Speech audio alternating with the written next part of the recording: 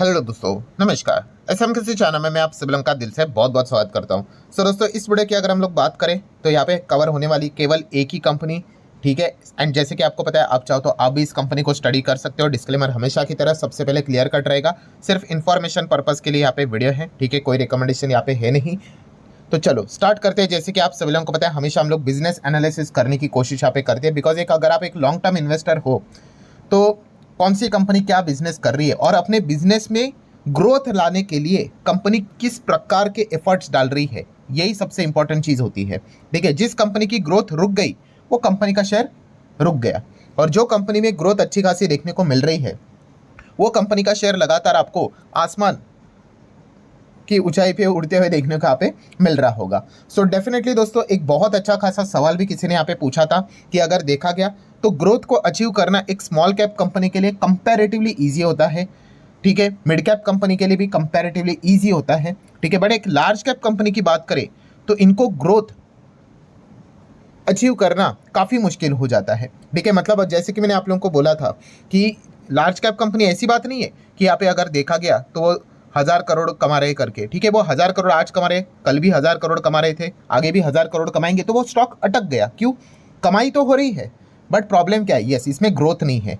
And अगर 1000 करोड़ के बदले, ठीक है, 1000 करोड़ और 10 करोड़ कमा लिए तो भी कोई बहुत बड़ी ग्रोथ नहीं हुई परसेंटेज के फॉर्म में, ठीक है। अगर आप परसेंट भी निकालने जाओगे तो 0 पॉइंट समथिंग समथिंग आ जाएगा करके, ठीक है। बट यहीं पे अगर कोई छोटी कंपनी होगी, ठीक है, अगर वो 1 करोड़ से भी अगर देखा गया 2 करोड़ भी कमा लेती तो क्या हो गया? अरे डबल हो गया, 100% ग्रोथ। एंड इसीलिए स्मॉल कैप मिड कैप कंपनियां उड़ती है, बहुत ज़्यादा भागती है, बट उसमें रिस्क भी उतना होता है कि इतना सिंपल नहीं होता है कि बिजनेस को सीधा 1 करोड़ से 2 करोड़ लेके जाना करके, ठीक है। सो बताने का मतलब टॉपिक क्या है दोस्तों, यहाँ पे लार्ज कैप कंपनी के लिए काफ़ी कुछ चैलेंजेस देखने को यहाँ पे मिल जाते हैं। एंड अगर जो कंपनी अगर देखा गया नए नए एक्सपेरिमेंट करती रहती या फिर ग्रोथ ओरिएंटेड सेगमेंट को, बिजनेसेस को पकड़ने की कोशिश करती है, तो फिर वो company even though large cap होने के बावजूद भी हम लोग को तेजी में देखने को यहाँ पे मिल जाती है, ठीक है। अभी एनवीडिया देखिए, ठीक है तो अमेरिकन बाजार में, ठीक है। एनवीडिया देख लो कितना नीचे था एप्पल के कंपैरिजन में। आप चार्ट ओपन करके देखो एप्पल का और एनवीडिया का, एनवीडिया कितना नीचे था, बट बाद में एनवीडिया में ऐसा क्या हो गया रातों रात कि वो भागने लग गया। तो आप सभी लोगों को पता है ग्राफिक कार्ड वाली कंपनी है वो। अब एकदम पहले अगर हम लोग बात करें, फिर सेमीकंडक्टर चिप में हम लोग को वो चीज़ें देखने को मिल गई, एआई से रिलेटेड काम स्टार्ट यहाँ पे हो गया, ठीक है। बिटकॉइन माइनिंग में अगर हम बात करें तो उसके जो रिस्क आते थे उसमें तो ग्राफिक कार्ड का तो कितना मतलब डिमांड रहता था। तो इस चीज़ों के चलते रातों रात उस कंपनी के जो मतलब डिमांड है प्रोडक्ट्स के वो बढ़ने लग गए, एंड कंपनी भी ग्रो करना यहाँ पे स्टार्ट कर दी। सो लार्ज कैप कंपनी की बात करें तो यस, उनको ऐसे ही कोई ना कोई नई चीज़ों को पकड़ना पड़ता है, तभी जाके कुछ हो सकता है, या फिर एग्जिस्टिंग बिजनेस में ही कुछ ग्रोथ ओरिएंटेड सेगमेंट को कैच करना पड़ता है, तो फिर जाके कुछ मैजिक बन पाए।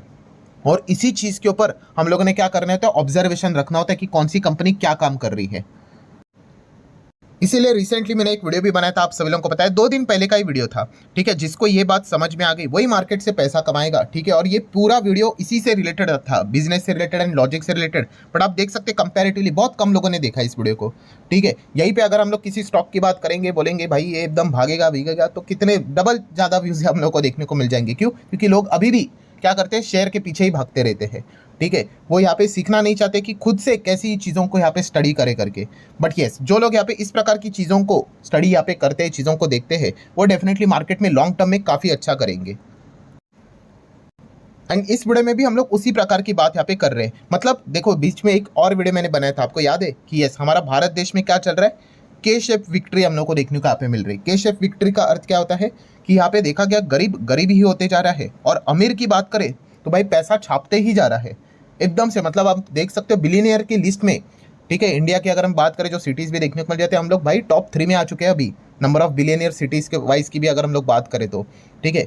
एंड अगर उसी के साथ साथ अगर हम लोग देखें दूसरे साइड पे, तो आप सभी लोगों को पता है गवर्नमेंट को क्या करना पड़ रहा है, बहुत सारे लोगों को फ्री में राशन देना पड़ रहा है, ठीक है। तो इस प्रकार की चीज़ें देखने को यहाँ पे मिल रही है। सो बेसिकली कंपनी को अगर अपने बिजनेस को बढ़ाना है तो अभी उनको क्या करना पड़ेगा, ग्रोथ ओरिएंटेड सेक्टर पकड़ना पड़ेगा। मतलब किनको पकड़ना पड़ेगा? ऑब्वियसली जो अभी हम कह सकते हैं जो फाइनेंशियली बहुत चैलेंज है, तो उनको तो कंपनी टारगेट तो यूजुअली करेगी नहीं, ठीक है। प्लस उसी के साथ साथ मिडिल क्लास को टारगेट करेगी, तो ऑलरेडी कंपनी उस सेगमेंट में है ही। तो सबसे ज़्यादा ग्रोथ अभी किस में नजर आ रहा है? यस, जो रिच क्लास देखने को मिल रहा है उसको ही बहुत सारी कंपनियां टारगेट करने का विचार यहाँ पे कर रही है, और इस कंपनी ने भी अभी वही कोशिश करने कि मतलब ट्राई यहाँ पे किया है कि इस सेगमेंट को हम भी यहाँ पे कैप्चर करे करके। कौन सी कंपनी की मैं बात कर रहा हूँ? टाइटन। यस दोस्तों, टाइटन कंपनी की अगर हम लोग यहाँ पे बात करें, आप सब लोगों को पता है शेयर मार्केट में लिस्टेड भी है, ठीक है। एंड इस कंपनी का मेजर रेवेन्यू कहाँ से आते हैं, कमाई कहाँ से होती है? तो ज्वेलरी सेगमेंट, तनिष्क, आप सब लोगों को पता है, ठीक है। एंड सेकंड सबसे बड़ा बिजनेस कौन सा है टाइटन का, मतलब उसमें कंपनी में देखा गया तो घड़ी का बिजनेस, वॉचेस की अगर हम लोग यहाँ पे बात करें। और ये वाला जो सेगमेंट है दोस्तों, इसको कंपनी क्या करने की कोशिश कर रही है, अभी बड़ा बनाने का कोशिश यहाँ पे कर रही है। अभी नॉर्मली वो मिडिल क्लास सेगमेंट को ऑलरेडी यहाँ पे कैप्चर करने की कोशिश यहाँ पे कर चुके हैं, बट अभी वो क्या करने वाले, यस, लग्जरी वॉच सेगमेंट में हम लोग को एंटर करते हुए देखने को यहाँ पे मिल रहे हैं। आप यहाँ पे देख सकते हैं Titan to enter super luxury watches, सिर्फ लग्जरी नहीं बोलना चाहिए, एकदम सुपर लग्जरी वॉचेस इसमें वो एंटर करते हुए देखने को यहाँ पे मिल रहे हैं। सो हम कह सकते हैं जीएस नाम का प्रोजेक्ट हम लोग को देखने को। एंड कंपनी फिलहाल क्या कर रही है कि पार्टनरशिप भी करने का विचार कर रही है कुछ बड़े इंटरनेशनल ब्रांड्स के साथ, ठीक है। मतलब एकदम महंगी महंगी गाड़ियों की अगर हम लोग बात करें, ठीक है, इस प्रकार की चीज़ें हम लोग को अभी टाइटन में भी देखने को मिलने वाली है।